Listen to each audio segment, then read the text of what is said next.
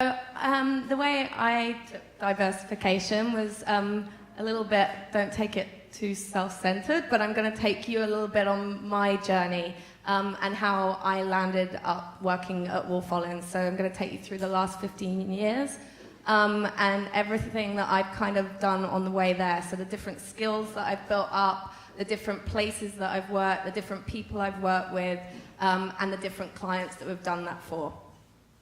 So, my journey started by making a fucking lot of cup of teas. Literally, the company that I interned with, I interned for Lily 6 months, a studio in London called Brown's. I fell in love with them because I'd been at college in Bath and I'd done photography as part of my degree alongside graphic design. And they did a lot of book publishing that married photography with the design side. And really, I was starting at the bottom and had to make myself completely indispensable. And that's something that I always tell interns, just make it feel like they can't imagine like you weren't there and they can't live without you. So my first project when I worked there at Brown's, I got given a lot of transparencies, they did exist, and I scanned them all in, and this is one of the first images that I saw. It was for, we were doing a project for a paper company, so a commercially paid project called Traybrook, and they wanted us to come up with a way to sell their paper. And we decided to partner with Magnum photographers, who have amazing roster from Martin Parr, Susan Meiselas, Bruce Gilden, who I've done projects with over the years. And we got to work with Susan here, who had access to Pandora's Box, which was a sex club in New York. And she got access into that project, into Pandora's through Nick Broomfield, who was a video documentarian who couldn't get away with doing the project without a woman by his side. They didn't completely trust him. When I was asked to think about putting this book together, the creative director and owner of Brown's, Jonathan Ellery, who's one of my mentors, he was like, well, how do you want to do this? How does it inspire you? It's probably a little bit hard to see on some of these on this slide, but I went to Soho and I literally found pages of rubber, latex, shiny materials, and it just felt very, very tactile, all the photography. So we had that interdispersed and hand-tipped into different pages into the book. It was a limited edition book that sold for a lot of money, but got a lot of press and attention.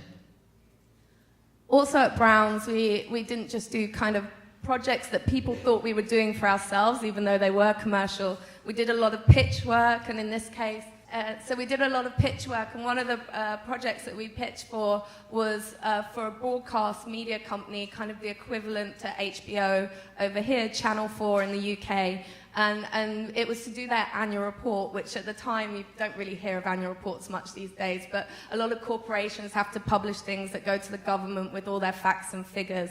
And we partnered and collaborated with the artist Paul Davis, and I think probably you're starting to already hear the theme that throughout a lot of my work, I collaborate with artists and illustrators and photographers and pretty much anyone and everyone, anyone that's an expert in what they do, I love to work with them. So with Channel 4 and the annual report, the front end we made into a very editorial kind of feeling piece and illustrated all the stories, and then it went into the finance section at the back. And sort of the last project I'm going to share with you from my days at Brown's, after I'd been there for 5 years, I took a call from Dries Van Noten, and I remember this day still now, where I went to the owner, John Ellery at Brown's, and I was like, we just got a call from Dries Van Noten, he's asked us to send all our books to him, he might want to work with us, and he was like, I don't know who he is. And I was like, no way! Anyway, I was like, I'll take control of this one, and literally was just like, shared with him all our projects, and worked with him very closely over a 3-month period to make this rather large book that celebrated every fashion show he'd done to date. And he's very, very creative, and he builds these amazing experiences for every show that he's done. And so, you know, we edited, we worked with different writers. It was a real kind of, took an army to make and create this project. But I think what was the most interesting piece beyond just the book for me was that it culminated in this amazing show, his 50th anniversary.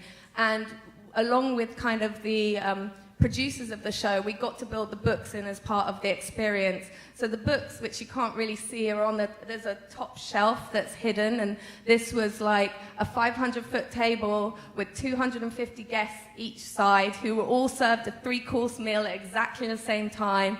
The chandeliers like rose from the table, the models walked down, and then at the end of the show, the books were lowered, and each one was hand spotlit, because I went round and I put the spotlight on each one. And then when they opened the black books, everybody's faces lit gold, and it was a really incredible experience, and perhaps gave me a little bit of a taster of what I wanted to do next. So after 5 years at Brown's, I went on to work at the Victoria and Albert Museum in London, mainly because I was super interested in working with not only different types of content and seeing things come out much more publicly in the world, but also getting to work on exhibitions and work in more environments. So, the type of content from very kind of traditional things like Leonardo da Vinci, all the way through to working with United Visual Artists on their exhibition light show that they did in the garden at the V&A. So I worked on shows for like Castle Bergerac, and then one of the bigger shows was a photography show called Twilight with Gregory Crewdson and Philip de Lorca Corsha, and I got to work with incredible lighting artists, 3D designers, working how could we create this like white immersive space that then you could still light the photography works in the true and best way to do it. And then we created these chambers, and actually all the work in there is lit true to color, but it was a complete white space, and that's how it's about. And then from there, after 2 years of pretty much using the same typeface, which did lend me to want to kind of move and progress on, through somebody at the V&A, they introduced me to another person who was good friends with somebody in New York. And I have one of my dear friends, an ex-creative director from my days at Mark Creative, who's here this evening, who brought me over to New York. I'd always felt a kindred spirit with, I think, working with John at Brown's, with all the typography and the styles and everything that we did there was always inspired by everything that was here. And we got to work on a lot of arts and culture projects. We did a lot for Haunch of Venison Gallery and different kind of building development properties. But one of the bigger projects that I worked on that I really enjoyed, because it was from its very infancy, was the Noleton Hotel here in New York on Kenmare and Elizabeth. Whilst, the architecture is so-so, but it was very collaborative with the developer in naming and deciding kind of what's the theme for the hotel, working on kind of not only once we came up with that, you wanted to live life like a Noleton, and we became friends with everybody in the local area, and we photographed them. We made all the kind of printed materials and everything that you see there, but also started to work on wayfinding and signage around the hotel, through to kind of the digital side. So that was when slowly more digital started to come. I started to work more on that. And that kind of gave me an appetite for a bit more. And Moving Brands, I had the opportunity to go and work for Moving Brands in San Francisco. And I wasn't there for a very long time because I actually really missed New York, and had felt like I'd really wanted to go to San Francisco, and then really wanted to come back to New York. And I would always say you should try anything and everything, but I just felt like New York was my home, and Wolff Olins had given me a call up. But my time at Moving Brands, they really kicked my ass into motion and bringing things to life and digital products. And I got to work with an amazing startup called Show You, which is a digital video sharing platform. And we not only did all the kind of concepting and the visual identity, but we did a lot of UI and worked and collaborated with their product team on that. So as I said, after that, I flew back to New York to come and work for Wolff Olins, which is almost 5 years ago now. And I'll share a little bit of the work that we've done for them. Oh, sorry, that's my fault. I pressed it. I'll go back to full.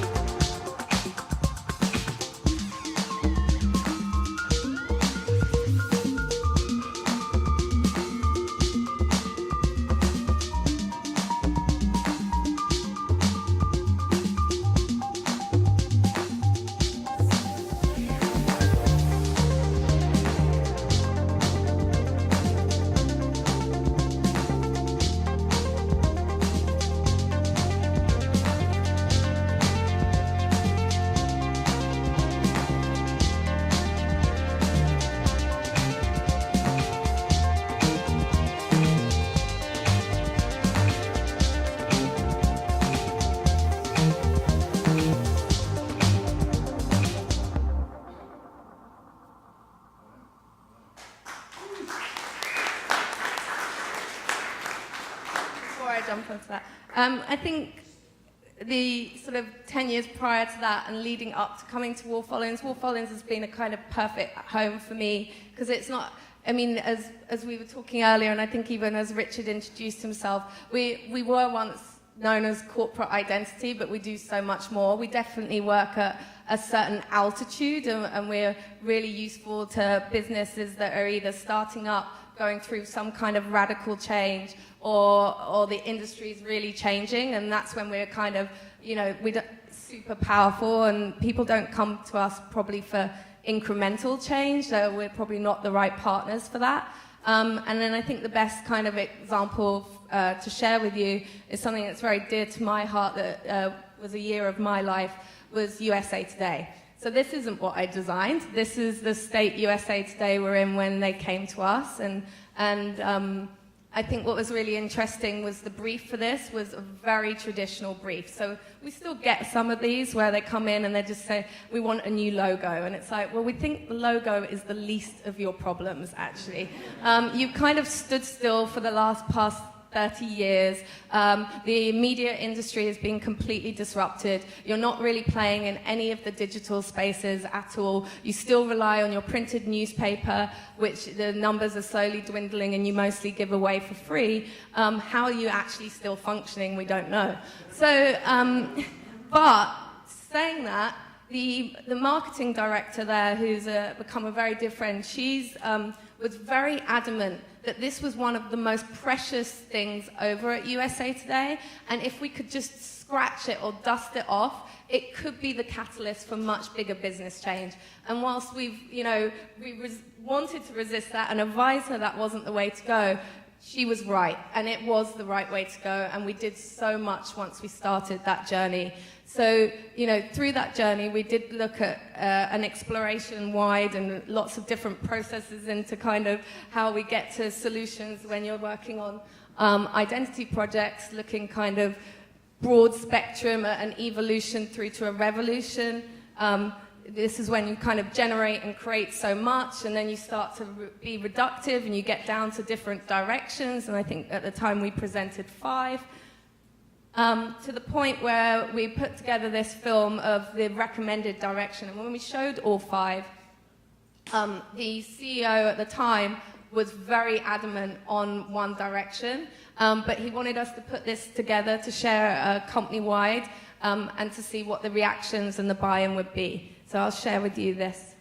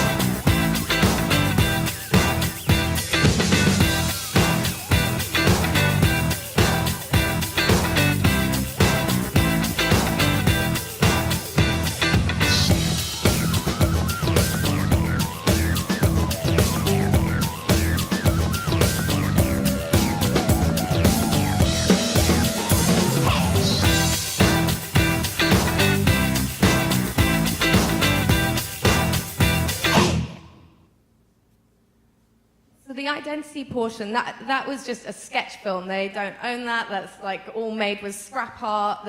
We don't own the tune, even though that completely annoys me now. But it was so powerful to make something like this and share it. And kind of parallel pathing with that, we collaborated and we worked on the strategy, which became Pulse of the Nation. We took them back to the core of what they were good at. You know, they were known for infographics before, you know, the language of infographics existed anywhere. They were Twitter before Twitter with their short, punchy headlines, and they were always very colorful. They were very colorful in the newspaper before anybody was doing full-color newspapers, and they'd started to go more to black and white, so we persuaded them to bring a lot more color back in. And what we said was that it had to work so hard across every platform that they would be on.